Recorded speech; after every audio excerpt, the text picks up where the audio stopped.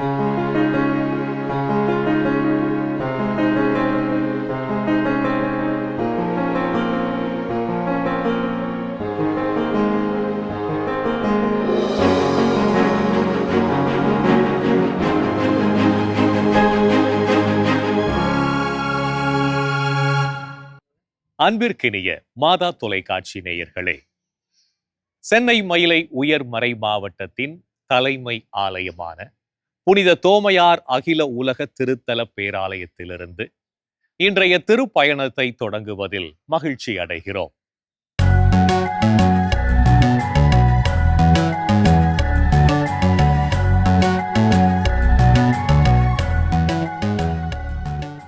பதினாறாம் நூற்றாண்டு ஆங்கிலேயரின் ஆதிக்கத்தில் இந்தியா இருந்த காலகட்டம். அப்போது ஆங்கிலேயரின் மதமாக பார்க்கப்பட்ட கிறிஸ்தவம் ராபர்ட் தே நொபிலியால் தமிழகத்தில் வளரத் தொடங்கியது. 17ஆம் நூற்றாண்டில் தமிழர்கள், தெலுங்கர்கள், கன்னடர்கள் என அனைவரும் அப்போது பிரிக்கப்படாமல் ஒருங்கிணைந்த பகுதியாக இருந்த மதராஸ் மாகாணத்தில் வாழ்ந்து வந்தனர். ஆங்கிலேய பிரெஞ்சு படைகளின் ஆதிக்கத்தினாலும் திப்பு சுல்தானின் போர்களினாலும் பாதிக்கப்பட்ட மக்கள் கிருஷ்ணா நதிக்கரையோரம் ஓலேருவில் குடியமர்ந்தார்கள். நீர்நிலைகளை தேடி இடம்பெயர்ந்த மக்கள் அந்த நீரினாலேயே அழிந்தும் போனார்கள். வெள்ளத்தினால் பலர் மாண்டு போக எஞ்சியவர்கள் ஆதரவற்றவர்களாய் நின்றார்கள். அப்போதுதான் இஸ்ரேலை வழிநடத்திய மோயிசனை போன்று 1786ஆம் ஆண்டு அருள் தந்தை ஜார்ஜியே மனந்தே வந்து சேர்ந்தார். ஒலேருவிலிருந்து அருள் தந்தை ஜார்ஜியே மனந்தே மக்களை அழைத்து வந்து குடியேறச் செய்த இடமே இந்த கீழச்சேரி.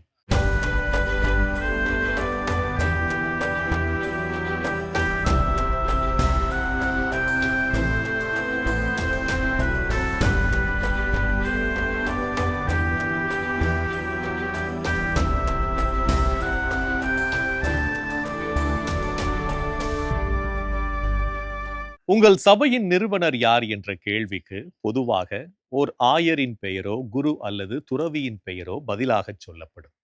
ஆனால் சென்னை புனித அன்னாள் சபையின் நிறுவனர் யார் என்ற கேள்விக்கான பதிலோ வழக்கத்திற்கு மாறானது.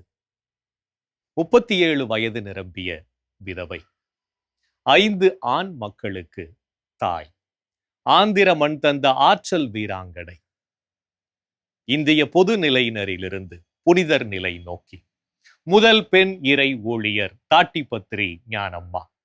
கணவனின் இழப்பு பெண்களின் வெளியுலக வாழ்வுக்கு ஒரு முற்றுப்புள்ளி என்பது நமது சமூகத்தின் கணிப்பு. சமுதாய புறக்கணிப்பு, மக்களின் ஏளன பேச்சு, மங்கள நிகழ்ச்சிகளில் பங்கேற்க தடை என அன்றும் இன்றும் பெண்ணினத்தை வீட்டிற்குள் பூட்டி வைக்கும் விலங்கு சங்கிலிகள். இப்படிப்பட்ட அர்த்தமற்ற மரபுகளை உடைத்து பெண் குழந்தைகளின் கல்வி கண் திறந்து வைகரையை காணச் செய்தார் இறை ஊழியர் தாட்டிபத்ரி ஞானம்மா.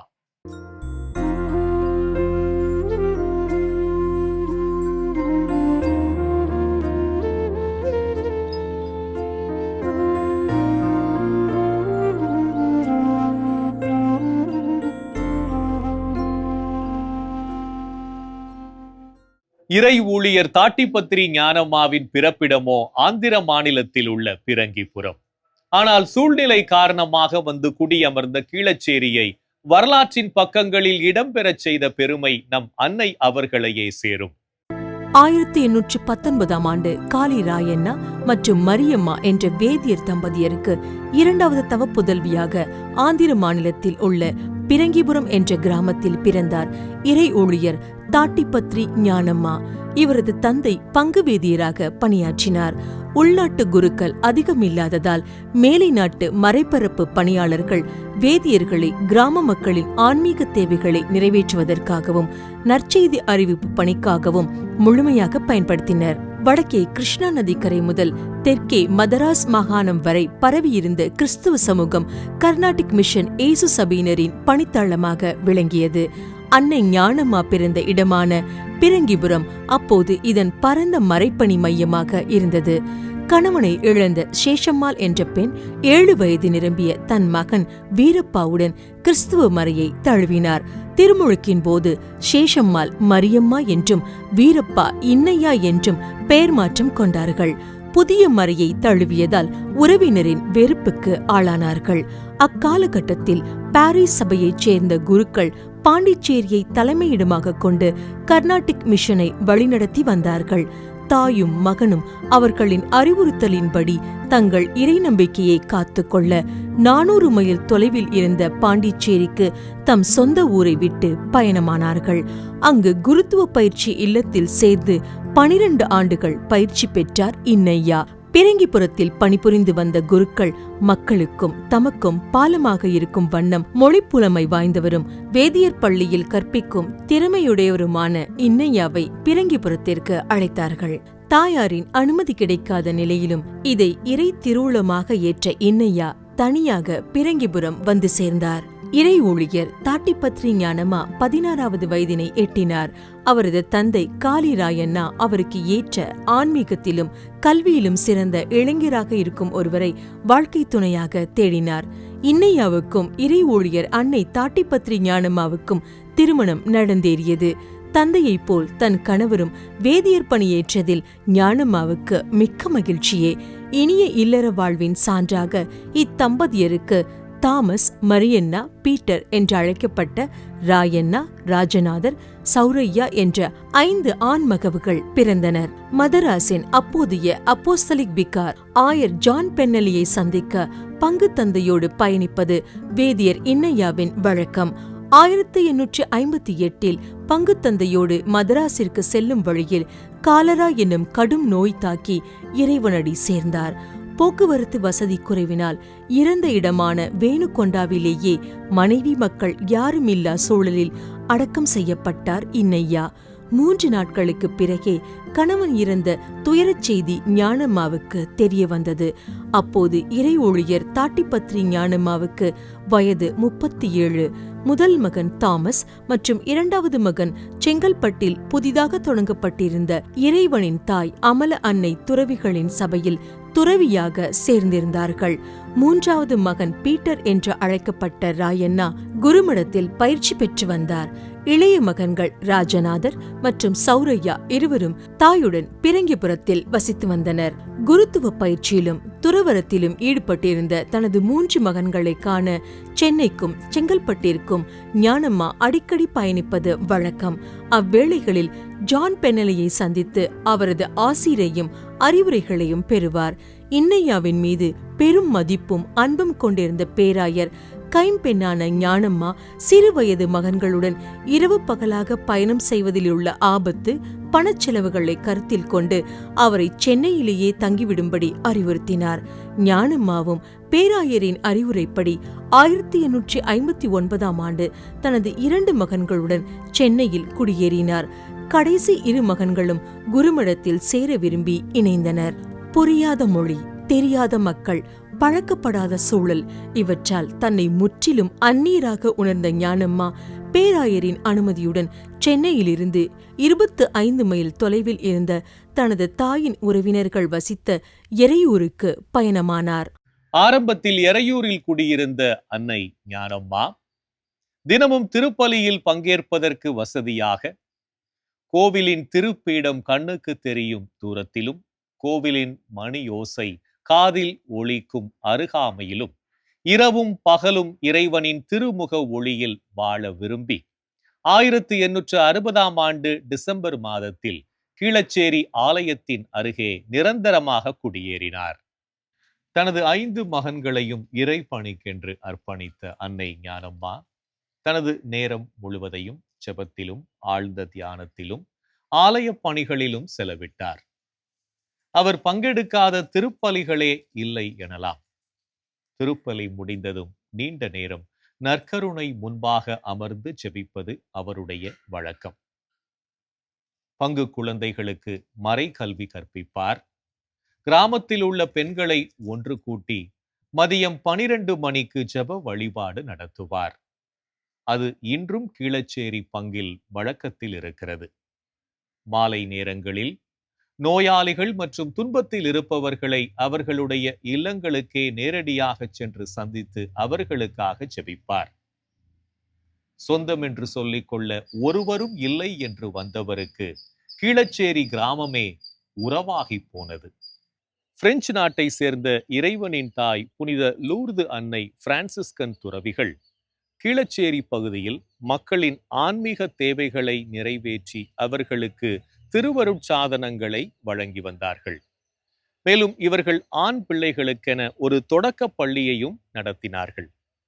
அன்னை ஞானம்மாவின் முதல் 2 புதல்வர்கள் தாமஸ் மற்றும் மரியன்னா இந்த சபையைச் சேர்ந்தவர்கள்தான். ஒவ்வொரு நாளும் பள்ளி மணி அடித்ததும் ஆண் பிள்ளைகள் ஆரவார கூச்சலுடன் பள்ளிக்கு செல்வதும் அவர்கள் வயதையொத்த பெண் பிள்ளைகள் வயலில் வேலைக்கு செல்வதுமான காட்சி அன்னை ஞானம்மாவின் இதயத்தை இன்னலுக்குள்ளாக்கியது. இறைவனின் அருளால் இந்த நிலையை அவர் மாற்ற விரும்பினார். இந்த கனவை நனவாக்க சிறிதும் தாமதிக்காமல் தனது பிறந்த ஊரான பிரங்கிபுரத்திற்கு பயணமானார். அங்கே தனக்கென்று இருந்த சொத்துக்களை விற்று பள்ளியை ஆரம்பிக்க முனைப்பு கொண்டார்.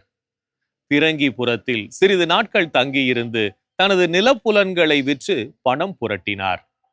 தான் குடியிருந்த வீட்டை கூட ஏருவா இன்னாரெட்டி என்பவருக்கு விற்றார். தனக்கென்று இருந்த எல்லா சொத்துகளையும் விற்ற பிறகு அன்னை சிறிது காலம் சொந்த மண்ணில் அந்நியராய் வேறொருவர் வீட்டில் வசித்து வந்தார். பிறகு கீழச்சேரி திரும்பினார். இந்த இடத்தில்தான் 1863ஆம் ஆண்டு மே மாதம் 3ஆம் தேதி பெண்களுக்கான புனித கிளாராம்மாள் பள்ளியை இறை ஊழியர் தாட்டிப்பத்ரி ஞானம்மா தொடங்கினார். கோவிலுக்கு அருகிலேயே இருந்த மங்கள அருளப்பா என்பவரது வீட்டையும் அதை சுற்றி இருந்த நிலத்தையும் விலை கொடுத்து வாங்கிய அன்னை ஞானம்மா அதில் பள்ளி கட்டிடம் கட்டுவதற்காக இறைவனின் தாய் புனித அமல அன்னை பிரான்சிஸ்கன் அருள் சகோதரர்கள் கப்ரியேல், சகிலி சௌரி ரெட்டி ஆகியோரின் உதவியுடன் குண்டூர், கர்னூல், கடப்பா ஆகிய மாவட்டங்களில் உள்ள ஒண்டெத்துப்பள்ளி, நாகராஜு பள்ளி, போலூர், கொட்டாலா ஆகிய கிறிஸ்தவ மையங்களுக்கு பயணம் செய்து நிதி சேர்த்தார். அப்போது இந்த பள்ளியில் 63 பெண் குழந்தைகள் படித்ததாக வரலாறு பதிவு செய்கிறது. இப்போதும் அந்த பள்ளியானது புனித அன்னாள் தொடக்க பள்ளியாக செயல்பட்டு வருவது குறிப்பிடத்தக்கது. அன்னை ஞானம்மா கீழச்சேரி கிராமத்தில் இருந்த காலகட்டத்தில் 37 குழந்தைகளுக்கு ஞானத்தாயாக இருந்திருக்கிறார் என்பது பங்கின் திருமுழுக்கு பதிவேட்டிலிருந்து தெரிய வருகிறது. அவர் ஞானத்தாயாக பொறுப்பேற்ற கொண்ட கடைசி குழந்தையின் பெயர் அன்னம்மா. இது பிற்காலத்தில் புனித அன்னாள் சபை தொடங்கப்பட வேண்டும் என்ற இறை சித்தத்தின் முன் அடையாளமாக பார்க்கப்படுகிறது.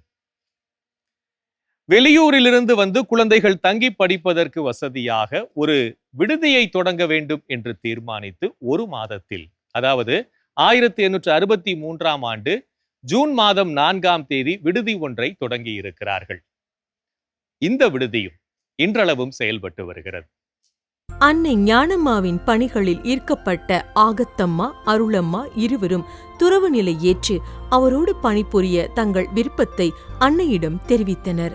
அந்த வேளையில் கீழச்சேரியில் பங்குத்தந்தையாக இருந்த ஆரோக்கியநாதர் ஞானம்மாவின் ஆன்ம குருவாக திகழ்ந்தார். இவர் அங்கு இருந்த குருமடத்தின் அதிபராகவும் பணியாற்றி வந்தார். இவரிடம் ஞானம்மா தனது உள்ள கிடக்கையை பகிர்ந்து கொண்ட போது உடனே அதை புரிந்து கொண்டார். அருட்தந்தை ஆரோக்கியநாதர் புதிய சபையை தொடங்க தேவையான ஆலோசனைகளை வழங்கினார். அருளம்மா, ஆகத்தம்மா இருவருக்கும் தேவையான பயிற்சிகளையும் வழிமுறைகளையும் கற்பித்து அவர்களை துறவு வாழ்வுக்கு தயாரித்தார். 1871 தந்தை ஆரோக்கியநாதர் பெல்லாரியில் புனித லாசரஸ் ஆலயத்திற்கு துணை பங்கு தந்தையாக இடமாற்றம் பெற்றார். துறவு மேற்கொள்ள விரும்பிய அருளம்மா, ஆகத்தம்மா ஆகிய இருவரின் நவக்கன்னியர் பயிற்சி பற்றிய ஆலோசனையை தந்தை ஆரோக்கியநாதரிடம் பெற பெல்லாரிக்கு பயணமானார் அன்னை ஞானம்மா. தந்தையின் ஆலோசனைப்படி அப்போஸ்தலிக் விக்கார் ஸ்டீபன் பென்னலியின் ஒப்புதல் பெற்று ஆகத்தம்மா, அருளம்மா இருவரையும் பெல்லாரியில் நல்லாயன் கன்னியர்களால் வழிநடத்தப்பட்ட நவக்கன்னியர் இல்லத்திற்கு நுழைவு நிலை பயிற்சி பெற 7/8/1873 அன்று அனுப்பி வைத்தார்கள். 4/2/1874 அருளம்மா, ஆகத்தம்மா இருவரும் ஆஞ்சலா பிலோமினா என்ற பெயருடன் தங்கள் நவக்கன்னியர் பயிற்சியை தொடங்கினார்கள். பயிற்சியில் இருந்த இவர்களை காண பெல்லாரிக்கு சென்ற ஞானம்மா தனது பிள்ளைகளை துறவு உடையில் கண்டு எல்லையில்லா ஆனந்தம் கொண்டார். நவக்கன்னியர் இருவரும் 4/10/1874 அன்று முதல் நேர்ச்சைப்பாட்டினை ஏற்று இறைப்பணிக்கென முழுமையாக தங்களை அர்ப்பணித்தார்கள். இதுவே புனித அன்னாள் சபை வரலாற்றின் முதல் அத்தியாயம். இன்றைய சென்னை மயிலை உயர்மறை மாவட்டத்தில் துவங்கப்பட்ட பெண் துறவிகளுக்கான முதல் சபை இதுவே. 18/10/1874 அன்று இச்சகோதரிகள் இருவரும் அன்னை ஞானம்மாவோடு பெல்லாரியில் இருந்து கீழச்சேரி வந்து சேர்ந்தனர். புனித அன்னாள் சபை உருவாகியது. அப்போதைய அப்போஸ்தலிக் விகார் ஸ்டீபன் பெனலியால் அருட்சகோதரி ஆஞ்சலா சபையின் முதல் இல்லத் தலைவியாக நியமிக்கப்பட்டார். பெல்லாரியிலிருந்து வந்த சில நாட்களிலேயே அன்னை ஞானம்மாவின் உடல் நலம் குன்றியது. ஓயாத உழைப்பு, 20 வருட கால ஆஸ்துமா, நீண்ட மற்றும் கடினமான பயணங்கள் அவருடைய உடல்நிலையை மேலும் கவலைக்கிடமாக்கியது. தனது முடிவு நெருங்கி வருவதை உணர்ந்த அன்னை ஞானம்மா 3 மாதங்களேயான இளம் சபையை விட்டுச் செல்வதில் கவலை கொள்ளவில்லை. மாறாக இறைவனின் சித்தத்தில் உருவான இந்த சபை தொடர்ந்து பயணிக்கும் என்ற இறை நம்பிக்கையில் தனது அன்பு பிள்ளைகளை அழைத்து அவர்களுக்கு இறுதி அறிவுரை வழங்கினார். அன்பு குழந்தைகளே, நம் அன்பு தந்தை இறைவனின் கைகளில் உங்கள் எல்லோரையும் ஒப்படைக்கிறேன். பற்றி எரியும் சமுதாய பிரச்சனைகளை விட்டு விலகி ஓடாமல் எல்லோருக்கும் ஆதரவாகவும் சுமை தாங்கிகளாகவும் வாழுங்கள். இறையன்போடு கலந்த பிறர் அன்புடன் என்றுமே பணி வாழ்வு புரிய கற்றுக்கொள்ளுங்கள். உதவிக்காக யாரையும் எதிர்பார்க்காமல் முயற்சியையும் கடின உழைப்பையும் மேற்கொண்டு உங்களையே நீங்கள் காத்துக் கொள்ளுங்கள்.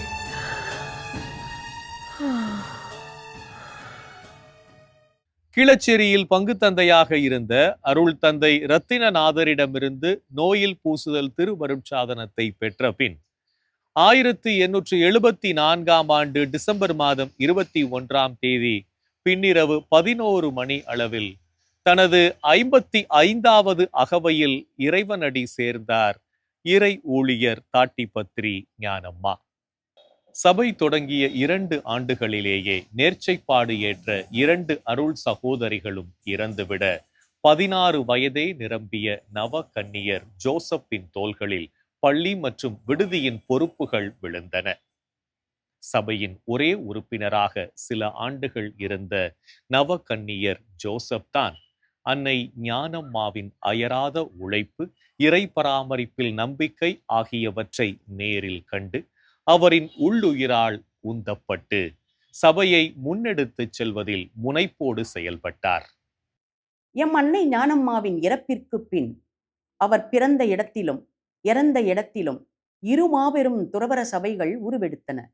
எனவே இன்று அன்னை ஞானம்மா சென்னை புனித அன்னாள் சபை மற்றும் பிறங்கிபுரம் புனித அன்னாள் சபை என்ற 2 பெரும் சபைகளின் நிறுவனராக எம் அன்னை விளங்குகிறார். சென்னை புனித அன்னாள் சபையின் முன்னாள் சபை தலைமை அன்னையும் விண்ணப்பதாரருமான நான் 2013 ஜனவரி மாதம் 29வது நாள் தாட்டிப்பத்திரி ஞானம்மா அருளாளர் நிலைக்கான முயற்சிகளை மேற்கொள்ள தடையில்லை என பேராயத்திடம் அனுமதி பெறவும், அதன் பிறகு உயர்மறை மாவட்டத்தின் ஆய்வுக்குழு அமைத்திடவும் வேண்டி இப்பணிக்கான வேண்டுகையாளர், துணை வேண்டுகையாளர், சபையால் நியமிக்கப்பட்ட விண்ணப்ப கடிதத்தை சென்னை மயிலை உயர்மறை மாவட்டத்தின் பேராயர் மேதகு ஜார்ஜ் அந்தோணிசாமி ஆண்டகை அவர்களிடம் சமர்ப்பித்தேன். திருத்தந்தை பிரான்சிஸ் அவர்கள் இவ்விண்ணப்பத்தை வத்திக்கானின் புனிதர் பட்டத்திற்கான பேராயத்தில் முறையாக மதிப்பீடு செய்த பின் 2014 ஜனவரி மாதம் 21ஆம் நாள் தாட்டிப்பத்திரி ஞானம்மாவை இறை ஊழியர் என்று பிரகடனம் செய்தார். இந்திய பொது நிலையினரில் இருந்து இறை ஊழியர் நிலைக்கு உயர்த்தப்பட்ட முதல் பெண்மணி எம் நிறுவனர் தாட்டிப்பத்திரி ஞானம்மா ஆவார் என்பது இங்கு குறிப்பிடத்தக்கது. தமிழகத்தில் உள்ள இருபால் சபையினரில் முதல் இறை ஊழியரும் இவரே என்பது மிக பெருமைக்குரிய செய்தியாகும். இறை ஊழியர் தாட்டிப்பத்திரி ஞானம்மாவை புனித நிலைக்கு உயர்த்துவதற்கான பணிகளை பேராயர் மேதகு ஜார்ஜ் அந்தோணிசாமி ஆண்டகை தலைமையில் சென்னை மயிலை உயர் மறை மாவட்டம் இப்பொழுது தொடங்கியிருக்கின்றது. ஆராய்ச்சிகள், ஆய்வுகள் அடிப்படையில் சேகரிக்கப்பட்ட ஆவணங்களின் விவரங்கள் ரோமை பேராயத்துக்கு சட்டப்படி அனுப்ப வேண்டிய தொகுப்புகள் அனைத்தும் முறைப்படி பாதுகாப்பாக வைக்கப்பட்டு புதுடில்லியில் உள்ள இந்திய தூதரகத்தில் நேரடியாக ஒப்படைக்கப்பட்டன. அடுத்த கட்ட நிகழ்வுகளாக ரோமை பேராயத்தில் இப்பொழுது தொடங்கப்பட்டுள்ள நிகழ்வானது நம் எல்லோருக்கும் பெரும் மகிழ்வை அளிக்கிறது. கீழச்சேரியில் கன்னியர் இல்லத்திற்கு அருகிலேயே இறை ஊழியர் தாட்டிப்பத்திரி ஞானம்மா அவர்கள் வாழ்ந்து உயிர் நீத்த இல்லமானது அமைந்திருக்கிறது. முன்பு ஓட்டு கட்டிடமாக இருந்த இந்த இல்லமானது இன்றைய காலகட்டத்திற்கு ஏற்ப புதுப்பிக்கப்பட்டு ஞான தீபா என்று அழைக்கப்படுகிறது. நம் அன்னையின் ஆன்மீகம் இந்த 3 நிலைகளை உள்ளடக்கியது. முதலாவது, பெண்களின் வேதனைகளில் இறை அனுபவம் பெற்று இறை வார்த்தைக்கு அர்த்தம் கண்டவர். அதாவதுதான் கான்டம்ப்ளேட்டிவ் விஷன் அவருக்கு இருந்தது. ஜெபம் நிறைந்த அவரது வாழ்வும் இறைவனோடு அவர் கொண்டிருந்த நெருங்கிய உறவும் அவரை இறை அனுபவம் மிக்க செயல் வீரராக மாற்றியது. ஆண்களுக்கு மட்டும் பள்ளிக்கூடமா, பெண்களுக்கு ஏன் கல்வி இல்லை என்ற கேள்வி அன்னை ஞானம்மாவின் இறை அனுபவத்தால் அவர்களின் உள்ளத்தில் எழுந்தது. இரண்டாவது, தான் செய்ய நினைத்ததை துணிவோடு செய்தார். தனது சொந்த ஊர், உறவுகள், மாநிலம் இவற்றை விட்டு புலம்பெயர்ந்து தமிழ்நாட்டிற்கு வந்தது அவர் எடுத்த துணிச்சலான முடிவு. பெண் குழந்தைகளுக்கு கல்வி அளிப்பதை பற்றி சிந்தித்ததால் பிறரின் கடும் விமர்சனத்திற்கு உள்ளானார்.